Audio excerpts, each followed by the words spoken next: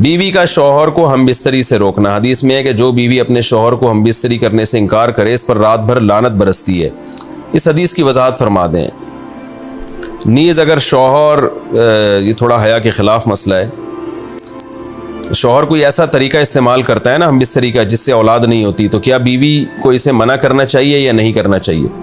देखिए हदीस में आता है कि कोई औरत, कोई शौहर अपनी बीवी को रात को अपने बिस्तर की तरफ बुलाए, ये किनाया यानी हम बिस्तरी करना चाहता हो, औरत मना कर दे, फरिश्ते उस पर सारी रात लानत भेजते हैं। बिल्कुल सही हदीस है। अब हमारे बाज़ स्कॉलर क्या करते हैं, जब उनसे ये बात पूछी जाए तो वो बात को घुमा देते हैं, सीधी सीधी बात नहीं बताते कि भाई ये शरीयत में मर्द का हक़ है कि औरत उसको हम बिस्तरी से नहीं रोक सकती, क्योंकि वीमेन राइट्स के नाम पे आजकल बहुत तहरीकें चल रही हैं। तो वो भी कुछ लिबरल स्कॉलर्स हैं जो हर वक्त जो है ना कोशिश करते हैं कि ख़वातीन हमसे नाराज़ ना हो जाएं। तो भाई आप शरीयत का हुक्म बताएं साफ साफ, चाहे औरत खुश होती है नाराज़ होती है, बाज़ हुकूक मर्दों के हैं बाज़ औरतों के हैं, तो वो बताने पड़ते हैं। तो इसी तरह औरत का भी हक, मर्द का भी हक़ ये है कि औरत, अगर मर्द उसको हम बिस्तरी के लिए बुलाता है तो औरत इस्लाम में मना नहीं कर सकती, उसके लिए गुनाह है। हाँ बीमार हो तो एक अलग बात है, बुखार है उसको, ये कोई वाकई बीमारी हो तो फिर एक अलग बात है। नॉर्मली उसको इजाज़त नहीं है कि वो शौहर को मना कर दे, बल्कि इसमें हदीस में बहुत सख्त ताकीद है। आप सल्लल्लाहु अलैहि वसल्लम की एक हदीस में यहाँ तक फरमाया कि औरत अगर यानी चूल्हे पे हो, रोटी पका रही हो, इस तरह की हदीस का मफहूम है, यानी बहुत बिजी भी हो तो भी उसको अपने काम को छोड़कर शौहर की ख्वाहिश को पूरा करना पड़ेगा। और ये नेचर के भी मुताबिक है, क्योंकि मर्द में जब ये सेक्स की ख्वाहिश पैदा होती है और उसको कुचला जाए तो मर्द बहुत ज़्यादा डिस्टर्ब होता है। ख़वातीन इसमें अपने आप को मर्दों जैसा समझती हैं, वो समझती हैं हमारा इसमें वही हक़ है जो मर्द का हक़ है। भाई अल्लाह ने दोनों की डिज़ायर्स में ज़मीन आसमान का फ़र्क रखा है, तो मर्द को बहुत ज़्यादा नुकसान होता है इससे, वो बहुत ज़्यादा मेंटली डिस्टर्ब होता है इससे, क्योंकि अल्लाह ने ये डिज़ायर्स औरत की निस्बत मर्द में बहुत ज़्यादा रखी है, थोड़ी ज़्यादा नहीं बहुत ज़्यादा रखी है। तो मेडिकली ये बात साबित हो चुकी है। तो दूसरा, एक तो मेंटली बहुत ज़्यादा डिस्टर्ब होता है वो, दूसरी बात ये कि फिर उसके गुनाह की तरफ तवज्जो जाएगी, वो हराम कामों की तरफ जाएगा। तो इसलिए औरत को इस बारे में मर्द का साथ देना चाहिए। यहाँ फ़ौरन बाज़ ख़वातीन ये सवाल पूछती हैं कि अच्छा अगर औरत के दिल में ख्वाहिश हो और मर्द वो ख्वाहिश पूरी ना करे तो क्या मर्द पे भी लानत होती है? तो उसका सीधा सीधा जवाब ये है कि नहीं, मर्द पे लानत नहीं होती। उसकी वजह यह है, दो और दो चार की तरह मैं साफ बात करूँगा। वजह उसकी यह है कि औरत के लिए मर्द की इस ख्वाहिश को पूरा करने में औरत की कोई एनर्जी नहीं इस्तेमाल हो रही, जबकि अगर मर्द का मूड ना हो और औरत का मूड हो तो फिर मर्द अपने आप को प्रिपेयर नहीं कर सकता, इसके लिए बहुत तकल्लुफ़ करना पड़ेगा उसको। अखलाकी तौर पर तो ठीक है, मर्द को यही हुक्म दिया जाएगा कि ज़ौजा की ख्वाहिश को पूरा करे, लेकिन उस पर शरीयत ने लाजिम नहीं किया है, क्योंकि एक चीज़ मर्द के इख्तियार में नहीं है तो लाजिम कैसे हो सकती है? यानी एक आदमी का वो जहनी तौर पर तैयार ही नहीं है उसके लिए, तो मर्द के लिए तो जब तक जहनी तौर पे तैयार ना हो ये अमल कर नहीं सकता, जबकि औरत कर सकती है। तो एनर्जी जो इस्तेमाल होती है ना इसमें बहुत ज़्यादा, वो तो मर्द की एनर्जी यूज़ होती है। तो शरीयत उसको कैसे पाबंद बना सकती है कि उसके जहनी तौर पर वो मेंटली तैयार से यानी एक अमल कर सकता है? तो ये जुल्म होता है उसके ऊपर कि वो मेंटली तैयार नहीं है और उसको शरीयत कहे कि अगर बीवी आपसे मुतालबा कर रही है और आप मुतालबा पूरा नहीं करोगे तो आप पर लानत होगी। तो वो उस लानत से बचने के लिए अपने आप को मेंटली कैसे तैयार करेगा?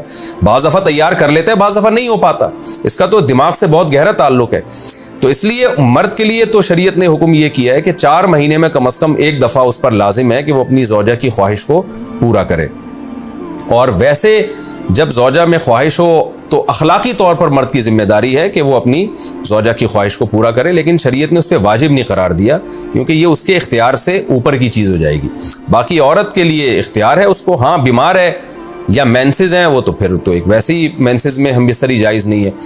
बाकी रहा ये मसला कि ख़वातीन फिर ये कहती हैं कि इस्लाम ने तो फिर मर्दों को बहुत ज़्यादा हुकूक दे दिए, तो ऐसा नहीं है। अगर ये हक़ इस्लाम ने मर्द को दिया है तो बहुत सारे हुकूक औरत को भी तो दिए हैं ना, बहुत सारे औरत को भी तो हुकूक दिए कि जो खुद पहनते हो, जैसा मयारी लिबास खुद पहनते हो अपनी बीवी को भी वैसे ही मयारी लिबास पहनाओ, जैसा मयारी खाना खुद खाते हो हदीस में आता है वैसा मयारी खाना बीवी को भी खिलाओ। तो ये भी तो औरत को भी तो हुकूक दिए हैं। हमारी ख़वातीन जिस वेस्टर्न कल्चर को फॉलो कर रही हैं उस कल्चर में तो ये है कि औरत शौहर को हमबिस्तरी से रोक सकती है, शौहर बीवी को भी रोक सकता है, यानी शौहर भी मना कर सकता है, औरत भी मना कर सकती है। वहाँ दोनों के हुकूक सेम है, लेकिन फिर वो इतने सेम है कि फिर वहाँ मर्द के ज़िम्मे शौहर का औरत के ज़िम्मे यानी मर्द के ज़िम्मे औरत का नान नफ़क़ा भी नहीं है।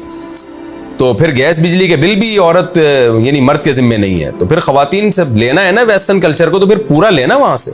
तो फिर शौहर क्यों गैस बिजली का बिल जमा करा रहा है, बच्चों की स्कूल की फीसें शौहर क्यों दे रहा है, शौहर नानफ़ा क्यों दे रहा है? तो जब इस्लाम ने कुछ हुकूक औरत को दिए हैं तो कुछ शौहर को भी दिए हैं, तो इसी तरह से बैलेंस हमारी सोसाइटी में कायम होगा। तो इसलिए ख़वातीन को ये नहीं करना चाहिए, क्योंकि बहुत सी ऐसी शिकायतें आती हैं जिसमें मर्द बहुत ज़्यादा डिस्टर्ब होता है, फिर वो उनकी लड़ाइयाँ होती हैं, तलाक़ें होती हैं। औरत इसको नॉर्मल ले रही होती है, मर्द के दिमाग पे शहवत का एक जुनून चढ़ा हुआ होता है। जब बीवी उसको मना करती है वो बहुत ज़्यादा मेंटली डिस्टर्ब होता है, और फिर वो मार धाड़ तक नौबत भी आती है, फिर वो तलाक़ों तक नौबत भी आती है। तो ये बहुत गलत चीज़ है। हमारे नबी सल्लल्लाहु अलैहि वसल्लम ने जब औरत को हुक्म दिया है कि मर्द की ख्वाहिश को, अपने शौहर की ख्वाहिश को पूरा करे, तो इसी में खैर है। औरत को चाहिए उस वक्त चाहे दिल ना भी चाह रहा हो, अपने शौहर की इस ख्वाहिश को पूरा कर दिया करें।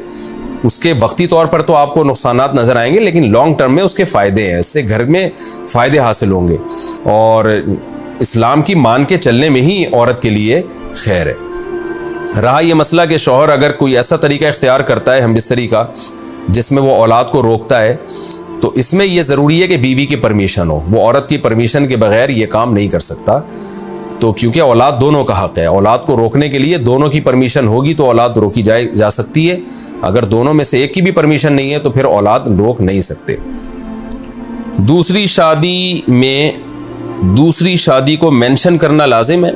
क्या दूसरी शादी में निकाह नामे में दूसरी शादी का लिखना ज़रूरी है, या दूसरी शादी के वक्त दूसरी शादी का बोलना ज़रूरी है? आरिफा सुल्ताना इंडिया से। नहीं जी, ना लिखना ज़रूरी है ना बोलना ज़रूरी है। अलबत्ता दूसरी बीवी जिससे शादी हो रही है उसको बताना ये ज़रूरी है कि पहले से मैं शादीशुदा हूँ, मेरी एक बीवी मौजूद है।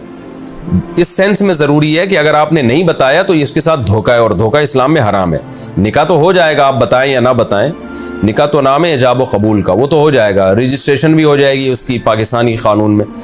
लेकिन उसमें अगर आपने दूसरी बीवी को नहीं बताया कि मेरी पहले से मौजूद है, तो ये धोखा बहरहाल है और धोखे का गुनाह होगा।